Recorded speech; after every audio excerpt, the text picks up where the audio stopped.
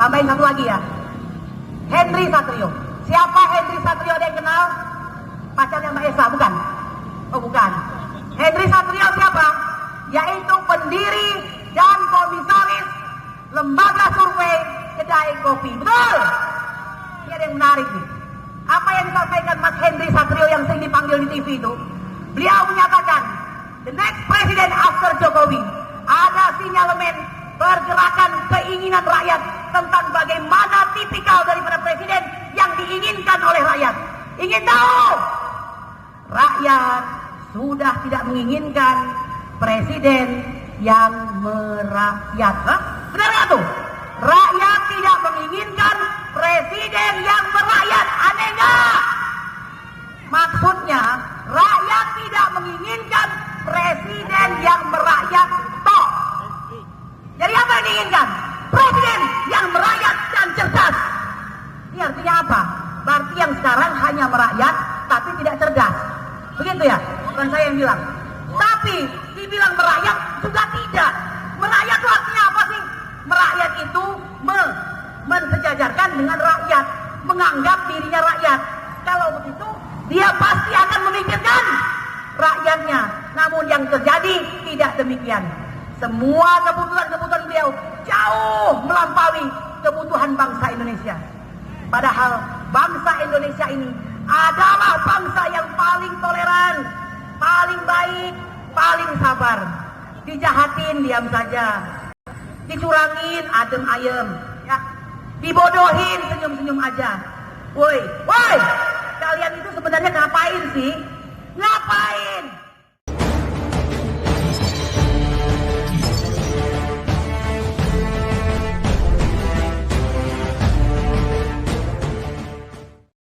Bergolak. Bapak Ibu sekalian, sebelum saya masuki beberapa materi ya, karena saya ingin datang kemari itu tidak sia-sia. Mari kita semakin cerdas. Mari kita semakin pandai untuk melihat bangsa ini ke depan. Apa jadinya bangsa ini? Nasib negara Indonesia ada di tangan kalian, yaitu rakyat Indonesia, baik yang aparat maupun yang tidak aparat. Saya sedang berpikir, bagaimana caranya mengajak pemuda-pemuda berpakaian seragam ini yang kami banggakan, yaitu pemuda-pemuda kepolisian Republik Indonesia, ya, di bawah kepemimpinan Bapak Listio Sigit ini, untuk percaya melihat fakta dan kenyataan bahwa Indonesia sedang dalam darurat bahaya. Saya tidak tahu apakah mereka ini sedang bersikap cool, ya, bersikap dingin saja, padahal dalam hatinya sama seperti kita, deg-deg pas, ya, ngeri-ngeri sedap dengan kondisi negara saat ini. Kalau begitu, ikuti saja ARM, Anda dengarkan orasinya, maka insya Allah Anda akan menjadi cerdas dan mendapatkan masukan-masukan yang benar sesuai dengan realita. Saudara-saudaraku sekalian, saya ada di ARM adalah sebagai tim advokasi. Kami berjuang tidak hanya di pengadilan, ya, berhadapan dengan lawan kami, tapi juga berjuang di jalanan. Mengapa saya memilih jalanan? Mengapa masih perlu di jalanan? Hal ini terhadap fakta dan kenyataan bahwa saat ini pengadilan tidak lagi memberi keadilan. Sebagaimana Zainal Arifin Mukhtar, seorang pakar hukum tata negara, mengatakan, kondisi Indonesia saat ini adalah perselingkuhan kong kali kong antara legislatif, yudikatif, dan eksekutif. Setuju tidak? Setuju. Bahkan ditambah satu lagi, yaitu pers. Maka sempurnalah semua kedustaan. Lalu siapa yang memberitakan dan mensiarkan kita semua? Anda semua, melalui media sosial yang selalu bikin iri para buzzer berbayar. Karena itu jangan bosan-bosan siarkan, sebarkan kebaikan ini kepada seluruh bangsa Indonesia. Karena kita harus maklum, pada dasarnya mereka bukannya tidak mau mengerti, tapi mereka tidak tahu. Dan tugas kita kepada mereka memberitahu. Tugas kita kepada aparat memberitahu, dan jangan pura-pura tidak tahu. Bapak-bapak Ibu sekalian, Anda pasti paham bahwa kondisi negara saat ini seperti yang disebutkan oleh Bang Niko dan Ibu Ida tadi, tidak sedang baik-baik saja. Faktornya terlalu banyak untuk diungkapkan, sampai-sampai buku pun tidak bisa menuliskan dosa-dosa rezim ini. Betul. Saya ingin mengatakan betapa kita ini berada pada posisi yang sangat-sangat rawan, ya, tetapi dibikin seakan-akan tidak rawan. Saya tidak ingin mengajari Presiden Joko Widodo, tapi saya ingin memberikan nasihat kepada beliau. Jika di sekeliling Anda orang-orang yang membisikkan itu tidak membisikkan hal yang baik, maka carilah sendiri kebenaran itu. Baca sejarah bangsa yang besar ini. Cari para pemimpin-pemimpin yang bersedia masuk penjara, yang bersedia hidup merana demi menjadi benteng negara. Betul. Ambil contoh. Tahun 1960, tepatnya tanggal 30 September, seorang presiden pertama Republik Indonesia terkenal gagah, tampan dan pastinya cerdas, Insinyur Soekarno, berpidato di gedung PBB, Perserikatan Bangsa-Bangsa. Ini dengarkan di sejarah ya. Apa yang beliau sampaikan? Beliau tidak peduli terhadap PBB. Beliau tidak peduli terhadap Amerika. Beliau tidak peduli kepada Inggris yang jelas dan nyata-nyata adalah punya raja di dunia ini. Ya. Apa yang dia katakan? Go to hell to your aid. Padahal Indonesia negara yang baru merdeka, negara yang berkembang yang tidak punya apa-apa. Tapi dengan kepemimpinannya beliau berani mengatakan go to hell to your aid. Bayangkan apa yang menyebabkan seorang Presiden Soekarno dari negara berkembang berani berpidato sedemikian membara dan mencengangkan dunia, yaitu karena PBB, Badan Perserikatan Bangsa-Bangsa, tidak mampu memimpin secara baik dan adil, di mana mereka menunjukkan ketidakmampuan untuk menyelesaikan masalah antara Indonesia dengan Malaysia, lalu tidak pula mampu menunjukkan keadilannya atau terlalu berpihak kepada Israel serta mengesampingkan negara-negara Arab, di mana mereka justru mengemukakan imperialisme Israel dan mengesampingkan kedaulatan negara-negara. Ya, itu dari seorang Insinyur Soekarno. Sehingga sikap seorang Soekarno yang bak macan Asia yang sesungguhnya itu mendapatkan penghormatan dari Amerika. Saat itu Wakil Presiden Richard Nixon walaupun membenci Soekarno tapi sekaligus mengagumi dan mengatakan Soekarno mirip persis seperti George Washington, yaitu Bapak Amerika. Hebat tidak? Hebat sekali. Ada orang yang membenci tapi di sisi lain dia sangat-sangat mengagumi, ya. Itulah sisi-sisi seorang pemimpin yang hebat.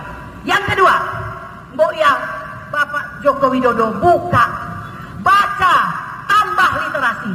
Peristiwa negara jiran tetangga, yaitu Malaysia, sebenarnya memberikan kepada Anda pelajaran.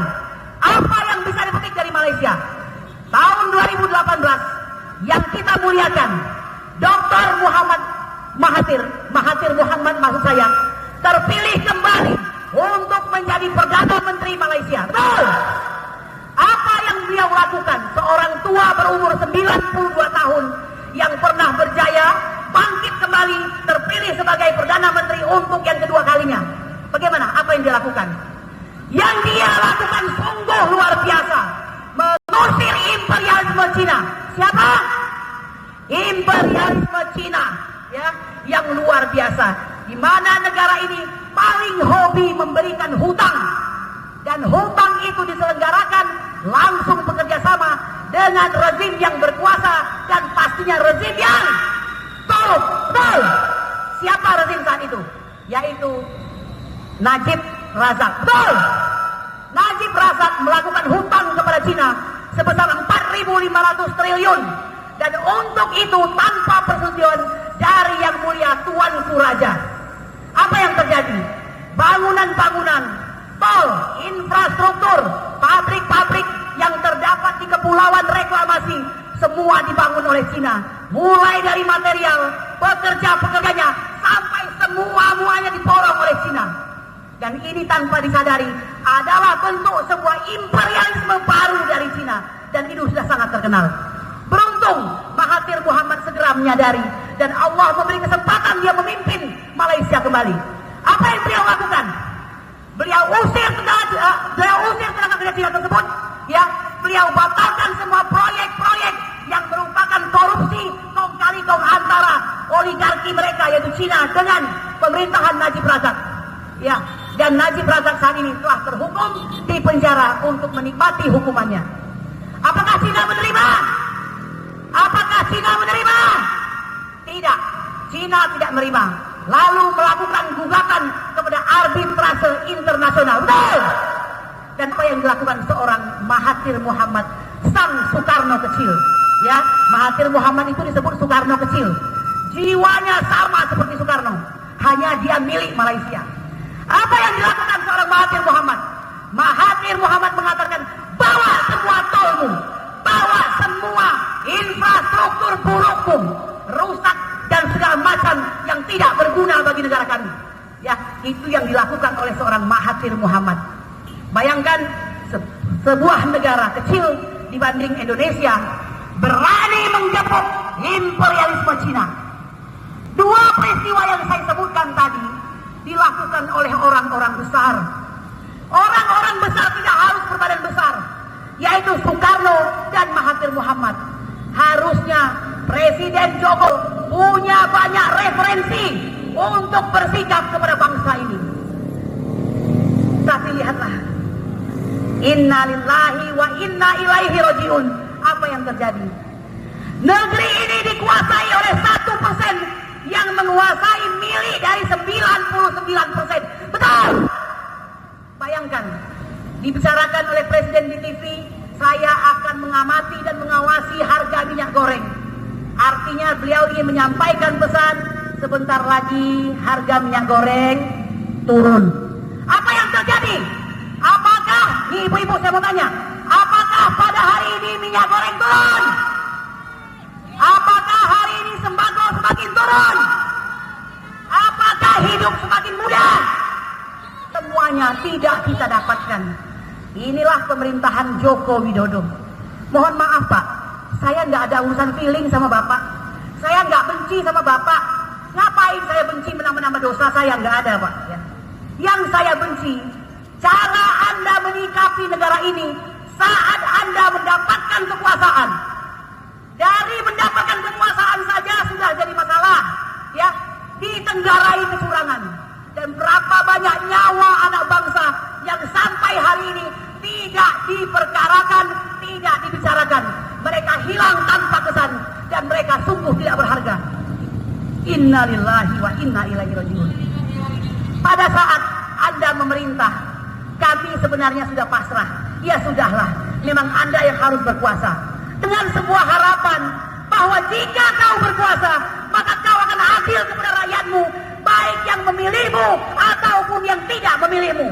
Karena konstitusi tidak menyebutkan siapa rakyatmu itu harus orang yang memilihmu. Tidak ada, betul. Rakyatmu adalah rakyat bangsa Indonesia. Dan pemilihan umum hanyalah proses biasa saja. Ibu-ibu sekalian, dengan segala kebobrokan pemerintahan rezim Jokowi yang sulit disebutkan satu persatu, ternyata masih ingin 3 periode. Betul.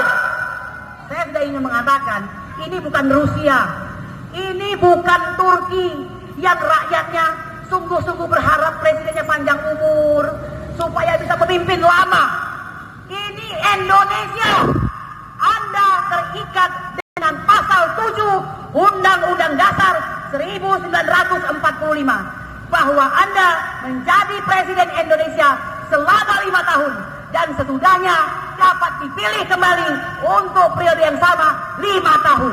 Jadi jangan ngarang, jangan ngarang ingin 3 periode atau ya berbuat sesuatu untuk menambah-nambah 1 atau 2 tahun. Karena itu adalah pengkhianatan kepada konstitusi. Setuju?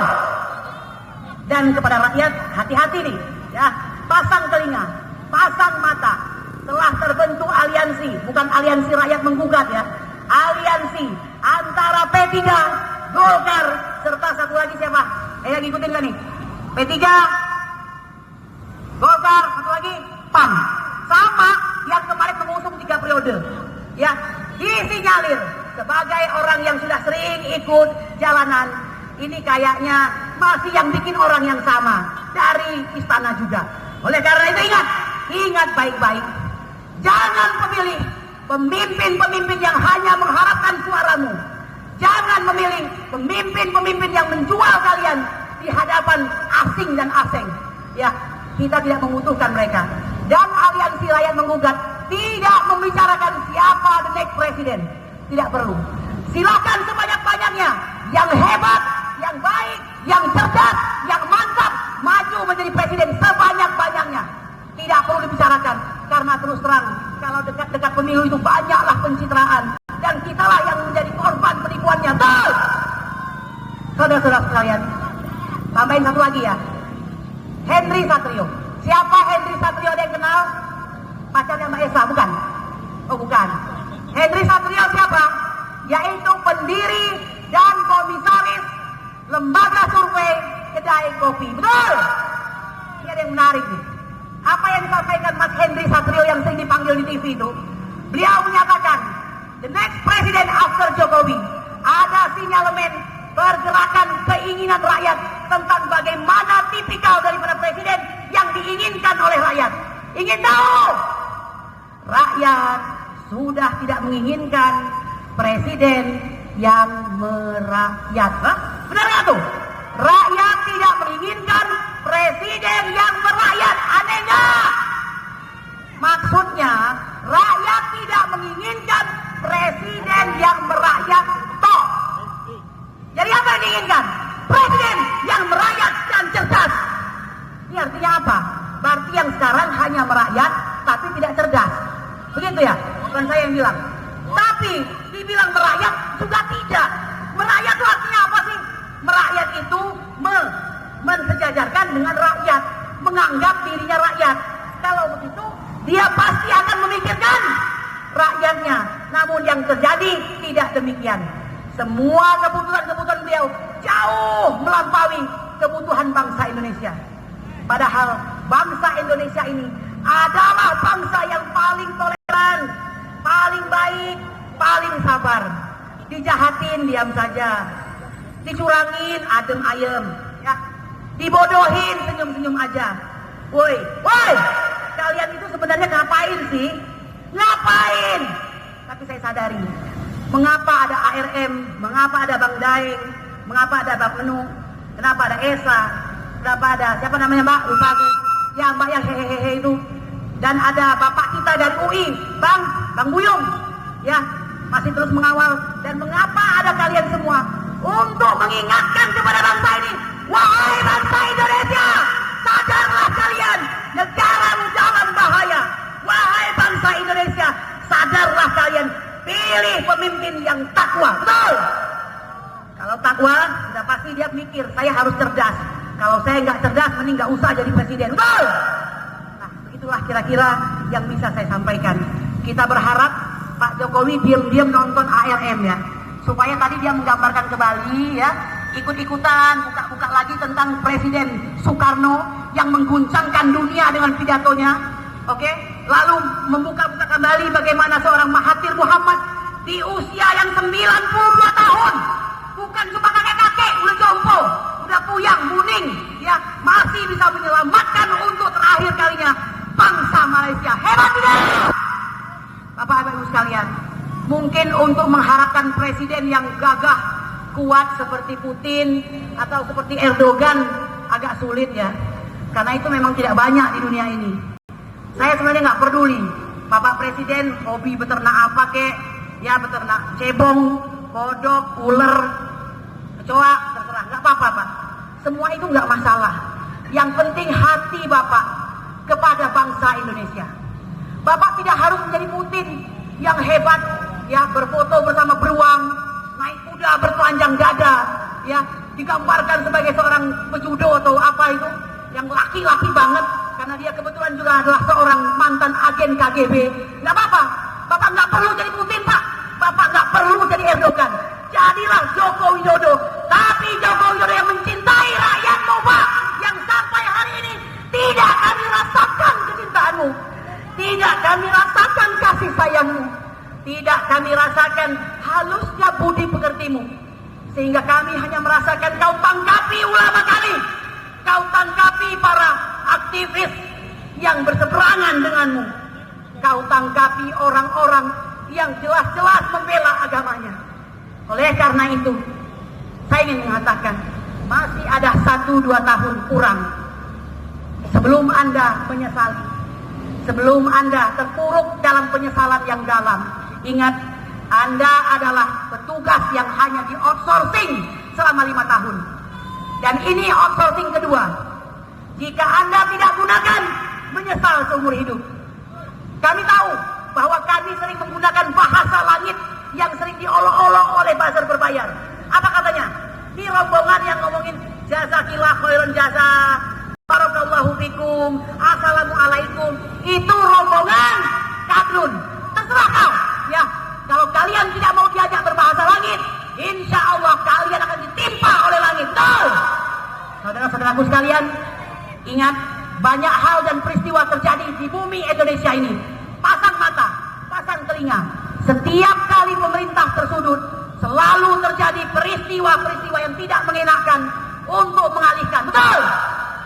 Saya melihat, sayang sekali ya, bahwa pemerintahan ini sering menggunakan cara-cara yang dilakukan oleh Mao Zedong, pemimpin daripada Cina, yang mengatakan apa? Dalam bahasa Inggrisnya, saya ingat dulu ya. Let them busy with the basic need, then they will forget about the freedom they lost. Artinya, biarkan rakyat sibuk, ya, bikin rakyat sibuk sehingga mereka lupa dengan kebebasan yang seharusnya mereka miliki. Itulah yang sedang terjadi. Jadi jangan heran kalau setiap kali ada masalah, setiap kali ditimpa masalah, pemerintah tiba-tiba muncul masalah, itu pertanda pengalihan. Itu saya meminta kepada kalian semua, wahai anggota ARM, pasang telinga, pasang kuping, pasang muka, pasang semuanya kalau perlu.